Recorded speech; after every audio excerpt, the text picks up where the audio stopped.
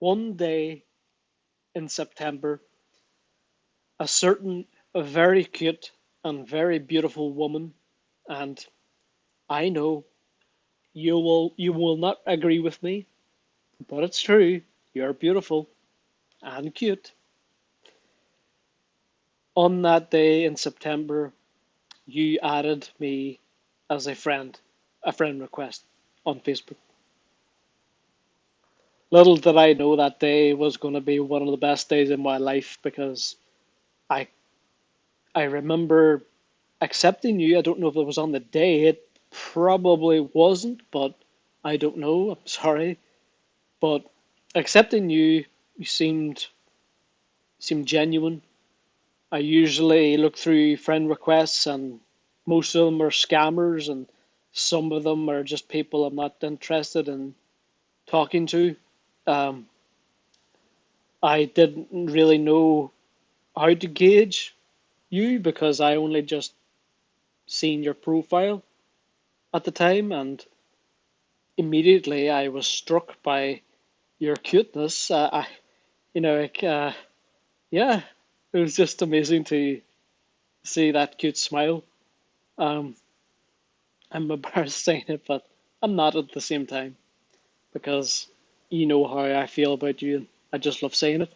You're cute. I love you, and you're everything to me. When we started talking, things went from 0 to 100 very quickly. Um, they, I didn't ever expect us to fall for each other so fast, and in a way, it's like love at first sight. Something compelled you to add me as a friend, and I will forever thank the Lord and you for directing you into that path that eventually led for you to add me as a friend. I can't even remember when we were just friends at the start. I can, but the kind of early things I remember us talking about, but the tone of it is what I can't remember. I can't remember of just feeling that you were just a friend. What is it? A piece of fluff? Great. But I didn't know what to expect at the start. I I had random Facebook friends, but yours seemed different. Yours seemed genuine. Like you wanted to talk to me, like you wanted to be a friend, and that was great. Then when we got to know each other, it really, really took off. We were able to connect so closely in just a short period of time. It was incredible, absolutely incredible, of how much me and you connected so quickly. If we were in the same room and we were talking like that, then um, we would still have been where we are now in a relationship together.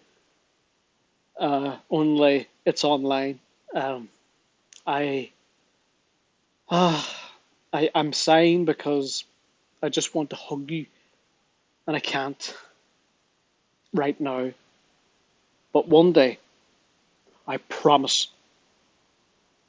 Like some people make promises willy nilly, and sometimes, like you say, okay, I won't fall asleep tomorrow, I promise. That's not a true promise. That's more of an intention of doing something, and you really, really want it to happen. A true, absolute promise is something like me and you, Eileen, will be together.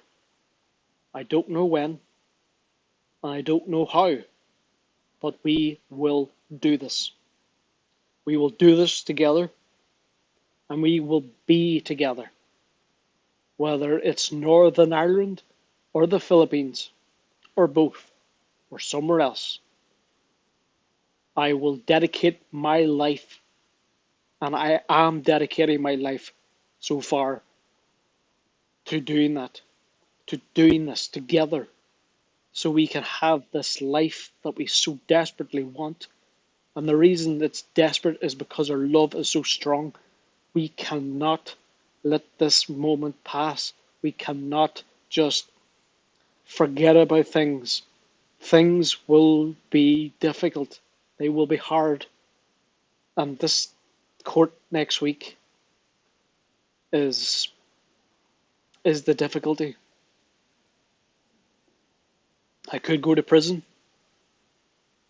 I might go to prison. It's a likelihood. The law over here is upside down. I could not begin to explain how stupid the justice system over here is. The reason I say that is because, let's just say, the town I grew up, a man shot his grandfather. I can't even remember why, but I remember 10 years ago or so it happened. He got 1 year in prison. But someone retweets, not tweets, retweets something someone else said. And this is in England, by the way. We used to have the same laws over here. A bit tweaked, but pretty much the same. A person over in England retweeted something that someone else said last year. Sorry, this year. It was this year. I can get it up for you if you want. If you want, please ask. I promise you I can get it up. A person was arrested for causing someone distress by retweeting something that someone else said, and literally cops came to the man's house. This man was a former British military service personnel. So you get 1 year for murder, and it was murder. This man murdered his grandfather, and yet this man who retweets something someone else said gets arrested. It's insane. Sorry, I'm getting into a rant. I want this to be more positive, but it is to illustrate that the justice system here is upside down. It is crazy. I would love to know the Philippines. I've heard things in the news, but they could be all fake. So I would love to know about the Filipino justice system. It'd be very interesting, especially if I'm to move to the Philippines, which hell yeah, I'm willing to do. And like, ask anybody over here who is shivering right now in -1 or whatever it is outside. I don't even know if it's snowing. It probably is. To go to the Philippines where my money is worth more, of course. So moving to the Philippines for me is a no-brainer.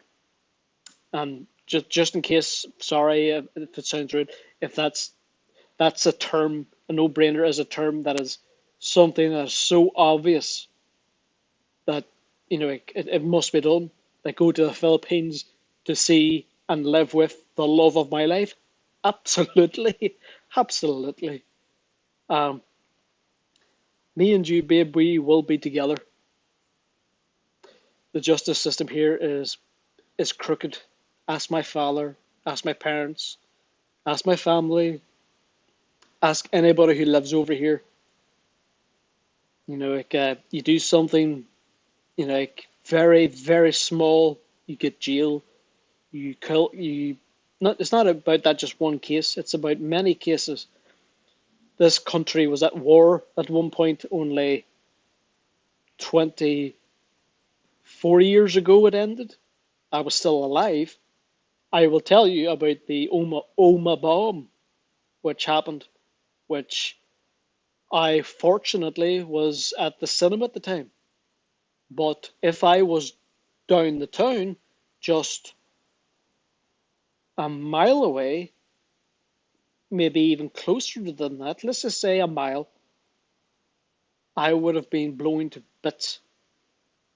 My dad was sitting drinking coffee at home. He wasn't at the cinema because he's anxious, and his coffee cup flew from his hand because the shock of the blast literally, like reverberated, the shock wave.